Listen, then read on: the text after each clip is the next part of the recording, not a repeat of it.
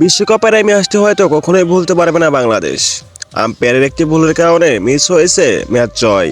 Out দেওয়ার পর বল hit হওয়ার নিয়মকে পরিবর্তন করতে অনেক দিক থেকে ডাক এসেছে। বিসিবিও চায় আইসিসি এ বিষয়ে পরিবর্তন আনুক। প্রয়োজনে এই বিষয়টি আইসিসির মিটিংয়ে তোলা হবে বলে জানিয়েছেন বিসিবি আম্পায়ার্স কমিটির চেয়ারম্যান। বাংলাদেশের সাথে এমন ঘটনা ঘটার পর ক্রিকেট বিশ্বে নাড়া দিয়েছে ভালোভাবেই। ভারত, বাংলাদেশ, নিউজিল্যান্ড সহ নানা দেশের সাবেক ক্রিকেটাররা এই বিষয়ে অনেকটাই মন্তব্য করেছেন।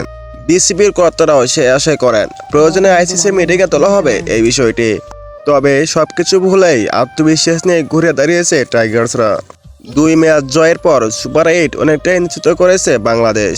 প্রথম রাউন্ডে আরেকটি ম্যাচ আছে নেপালের বিপক্ষে, আর সেই ম্যাচে জেতার আত্মবিশ্বাস নিয়ে মাঠে নামবে টাইগার্সরা। অপরদিকে বাংলাদেশের সৈকত এবার টি-20 বিশ্বকাপে দুর্দান্ত আম্পায়ারিং করছে বলে জানিয়েছেন আইসিসি।